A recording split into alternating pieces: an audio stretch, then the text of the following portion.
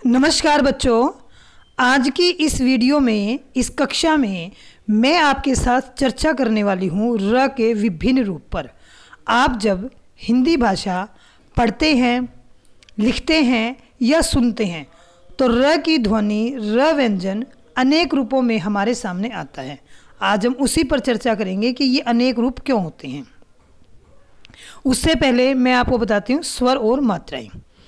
आप देख रहे हैं एक साइड में लेफ्ट हैंड साइड में सारे ये स्वर लिखे हुए हैं। अ आ ई उ ऊ ए ओ री, ये हमारे स्वर हैं। ये जब व्यंजनों के साथ मिलते हैं तो सभी में परिवर्तन आपको दिख रहा है। ये का बन गया, ये की बन गया, ये की बन गया, ये कू बन गया, ये कू बन गया, के बन गया, कई बन गया, को बन गया, कौ बन गया, क्री बन गया। लेकिन सबसे ऊपर पहले नंबर पे आपने देखा कि जब एक हमारे सामने क दिख रहा है,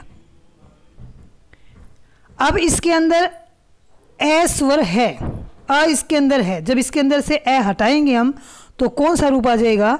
ये हलंत आ जाएगा। या फिर हमको ऐसे भी लिख सकते हैं, ये इसका आधा रूप बन गया।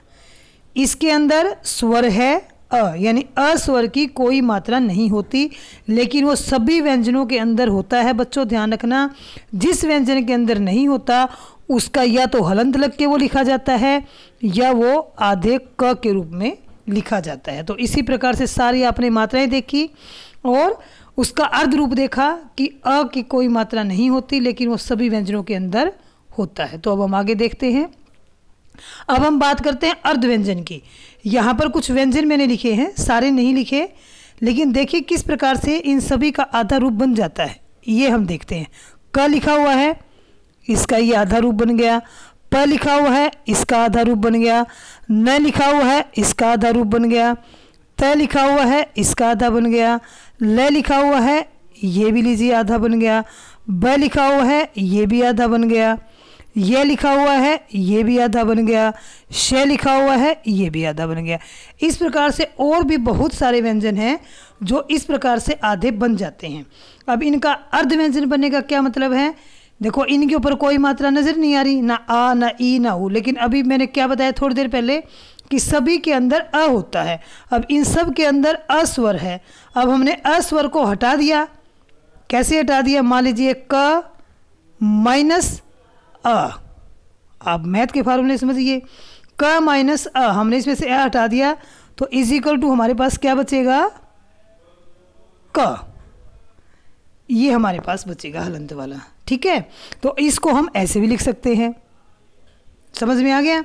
लेकिन ये बात मैंने आपको क्यों बताई कि हमारी वर्णमाला में कुछ व्यंजन ऐसे हैं जो इस प्रकार से, जैसे लिख रखा प न त ल श भ, इस प्रकार से आधे करके नहीं लिखे जाएंगे।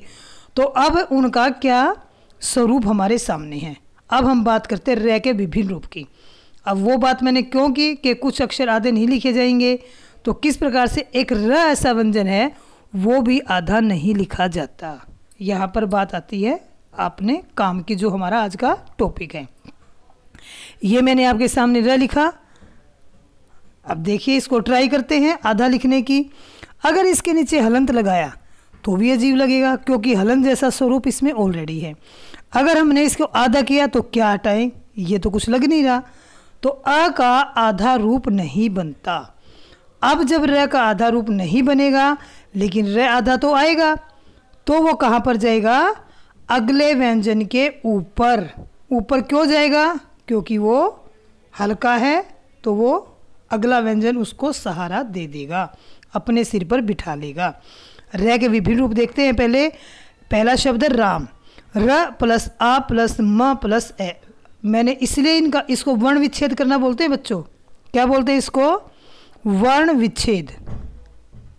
ये सब चीज़ें आपकी वर्तनी सुधार, यानी स्पेलिंग्स मिस्टेक नहीं होनी चाहिए। वर्तनी स्पेलिंग होती है और उसमें सुधार करना है, यानी आप हिंदी भाषा लिखें तो उसकी वर्तनी ठीक लिखें।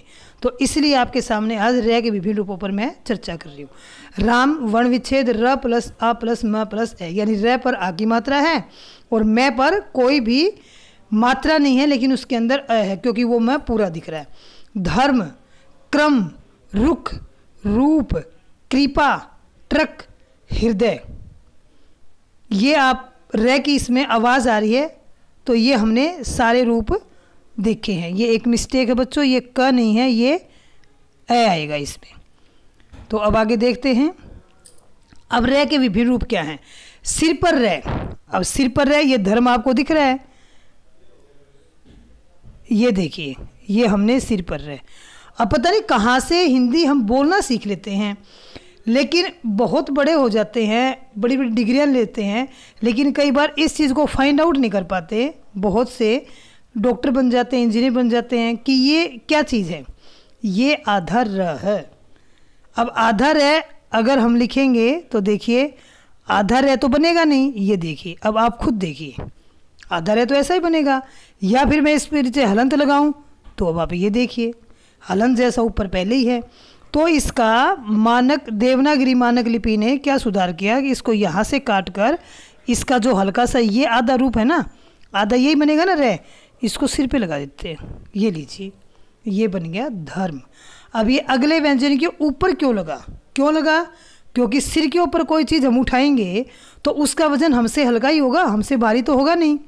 तो म पूरा है, र आधा है, तो मैंने इसको अपने ऊपर बिठा लिया, तो ये बन गया धर्म। इसी प्रकार से ये इसको रेफ कहते हैं। जो सिर पर रह लगता है उसको क्या कहते हैं? रेफ कहते हैं, यानी आधा र है और स्वर रहित है। अब इसका अभ्यास कैसे करेंगे? पहले बोला ध, फिर थोड़ा ऊपर देखेंगे र, फिर नीचे आएंगे म। कैसे बना देंगे इसको? पढ़ने का तरीका क्या बनाएंगे? यहाँ से पढ़ा, थोड़ा ऊपर गया, फिर नीचे आया, यानी पहले हमने ध पढ़ा, फिर हमने र पढ़ा, फिर हमने मैं पढ़ा। ऐसे आप एक ट्रायंगल बना के इसको पढ़ सकते हो ऊपर वाले रे को। इस ट्रायंगल का आप ध्यान रखना, थोड़े मैथमेटिक्स का ध्यान रखना, तो सारे आपको समझ में आ जाएंगे। सारे ऊपर हैं। अब अर्क है, देखिए अर्क में क्या है? अ और फिर है र, यानी र आधा है और क। अब अगर हम इसको वैसे लिखते तो र आधा लिखा ही नहीं जाएगा, तो वो कहाँ चला गया? वो ऊपर चला गया अगले व्यंजन पर। निर्जीव, निर, अब देखो मात्रा के साथ र लगा हुआ, विशेष ध्यान देना। नी, री, जी, व, निर्जीव। दा पड़ा, ऊपर गए र, श, निक, दार्शनिक। अभ्यास करना है और इसको समझना है कि इसको अगर देखो ये पूरा होता ना, धर्म है, अगर र पूरा होता धर्म ऐसे बोलते, करम, और हम क्या बोल रहे? कर्म, धर्म, शर्म। तो ये क्या है? आधा आधा व्यंजन है। एक र होता है जो पैर में लगता है। प्रश्न आप बहुत लिखते हैं, प्रश्न शब्द आप बार बार लिखते हैं, ये लग गया जी। अब इसमें क्या है? प तो है आधा और र है जी पूरा। अब आप थोड़ा सा ध्यान से देखेंगे तो इसका क्या रूप बन गया? हल्का सा ऐसा ही तो बन गया। ये मान लीजिए र, और ये इधर आना था तो इसको इधर कर दिया, तो यानी प आधा र पूरा।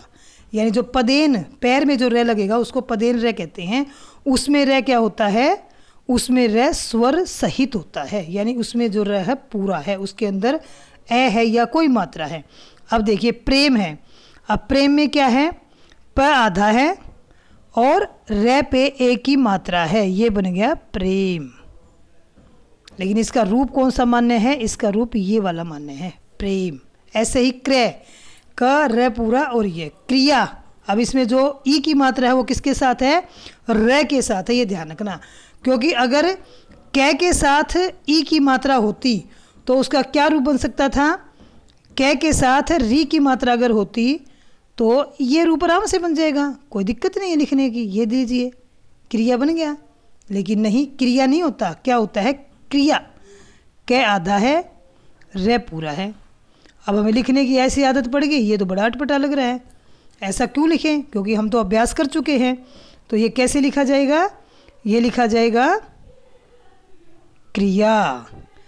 अब आपको समझ में आ गया कि ये जो ई की मात्रा है ये र की है, क्योंकि अगर कै पर री की मात्रा होती तो कोई दिक्कत ही नहीं थी। र तो इसमें आधा है नहीं, अगर र आधा होता तो वो ऊपर जाता, तो इसका मतलब कै आधा है और कै के साथ क्या है? री है। ऐसे ही ब्रज, नम्रता, त्रास। अब त्रास को देखते हैं। अब बाकी व्यंजनों की तरह इसमें भी तय आधा है, हलंत लग के तय आधा बन गया, ये रे बन गया रा, और ये से बन गया, ये शब्द है ये त्रास। अब इसको कैसे बना दिया, पैर में रे, ऊपर वालों में पैर में रे लगा हुआ है, हम इस रे को उठा के कहाँ लगाते हैं, तय के पैर में, ये लीजिए त्रास बन गया। लिखते लिखते ये चीज़ जो है बिगड़ चुकी है, अदरवाइज तय का जो सही रूप है वो क्या है, ये तय ये रे। अगर आप ऐसा लिखोगे तो ये 100% ठीक है, लेकिन वो तरीका क्या करते हैं, जब बच्चे शुरू में सीखते हैं तो वो बनाने में आसानी आने के लिए ऐसे ऐसे कर देते हैं, और हमने इसी को मानक मान लिया है और कंप्यूटर में किताबों में ऐसा लिखाता है, लेकिन इसका जो सही रूप है वो यही है। बस तय के पैर में रे लगाना है, जहाँ पर जगह बनी हुई है, अब पै में भी जगह बनी हुई है, ये लीजिए, कै में भी एक कोना फिक्स है, ये लीजिए, में भी एक कोना फिक्स है, ये लीजिए। तो ऐसे ही तय में कोना फिक्स आप लगा दीजिए, पहले ये थोड़ा छोटा हुआ, फिर थोड़ा सा ये छोटा हुआ, और फिर इसका क्या रूप बन गया, लास्ट में ये रूप बन गया, ये देखिए त्रास वाला। ठीक है, तो इसमें तय क्या है, आधा है, और रे क्या है, पूरा है, और जो आ की मात्रा है वो रे पर है। ऐसे ही द्रव द आधा है, रे पूरा है और वह पूरा है। तो अब आगे देखते हैं इसमें, अब इनको भी देख लेते हैं। त्रय पे हम चर्चा कर चुके हैं, त्रिशूल। अब त्रिशूल में तय आधा रे पूरा। श्रीमान में बड़े बच्चे घबरा जाते हैं, श्रय श्रय श्रय बोलेंगे, कुछ नहीं है ये क्या है, श आधा है, रे पूरा है, इस पे ई की मात्रा है, ये बन गया श्री, यानी ये है। अब ये रूप कैसे बने, ये तो भाई देवनागरी लिपि सुधार समिति वाले हैं, वही बताएंगे कि ये रूप कहाँ से ऐसे चले। ये दोनों इक्वल हैं, ये दोनों इक्वल हैं, श्री ये दोनों इक्वल हैं, ये लेकिन मानक रूप कौन सा है, ये प्रचलित रूप कौन सा है, ये वाला। लेकिन इसके अंदर अगर हम इसके स्वर और व्यंजनों को अलग करेंगे तो श आधा बनेगा, ये लीजिए अलंत लगा दिया, और रे और ई ये बनेगा। अब रूप इसका ये प्रचलित है, तो कोई भी मुश्किल नहीं है, गहराई से आपको समझना है, इनका मूल समझना है। अब हम बात करते हैं, एक शब्द और लिखा हुआ है हृदय। एक तो है के अंदर लगता है, अब है भी आधा नहीं होता, ये वो व्यंजन है जो आधे आधे होते नहीं। अब है में अगर रे जोड़ोगे तो ध्यान देना बच्चों, ये बनेगा हर, ठीक है, जैसे लिखा हुआ हरास। अगर आप है के अंदर री जोड़ोगे, अब री जोड़ोगे तो ये बनेगा ऐसे ह्री। दोनों में पर्याप्त अंतर है, लेकिन बच्चे जब लिखते हैं द्रुत गति से तो इस अंतर को भूल जाते हैं। ये र है ह्रास, ये री है हृदय। दोनों में बोलने में भी और लिखने में भी बहुत अंतर है, पर्याप्त अंतर है, तो इस पर आप ध्यान दीजिएगा। आगे चलते हैं, बहुत कुछ समझा दिया आपको, ठीक है, आशा आपको समझ में आया होगा। अब इस वीडियो के बाद, इसको देखने के बाद आप 2 दिन तक कोई भी लेख पढ़ेंगे, कोई भी पुस्तक पढ़ेंगे, उसमें आपको रे को मस्तिष्क में बिठाकर पढ़ना है। ये रेफ रे आया, या ये पदेन रे आया, या ये एक बात बच्चों बताना भूल गई हूँ, बता देती हूँ अभी आपको। इसी के साथ एक आया था रुक, चलते चलते ये है रुक, और ये है रूप। अब इसमें भी देखो रे के साथ ये ऊ की मात्रा है, ये छोटा ऊ है और ये बड़ा ऊ है, इसमें भी पर्याप्त अंतर है। बच्चे लिखते इसमें सोचते हैं ऐसे बनाया, ऐसे बन गया तो ऐसे बना दिया, ऐसे बन गया तो ऐसे बना दिया, थोड़ा सा ऐसे बन गया तो ऐसे बना दिया। नहीं बच्चों, ये छोटा ऊ है, ये बड़ा ऊ है। क्योंकि अब आप देखिए, अगर हम रे के साथ यहाँ पर मात्रा लगाते हैं, क्योंकि जो मात्रा लगती है उसमें पहले से ही नीचे इसकी बनावट ऐसी है, तो इस पर मात्रा सही नहीं है।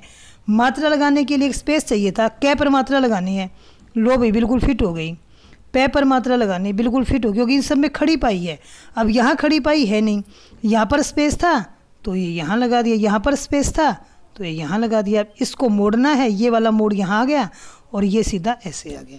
तो ये रुक और ये रूप, तो इसका भी आपको ध्यान देना है।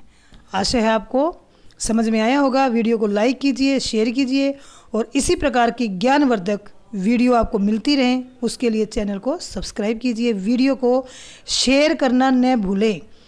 हिंदी भाषा का उचित ज्ञान, सही ज्ञान अधिक से अधिक फैले, इसके लिए आप वीडियो को शेयर ज़रूर कीजिए।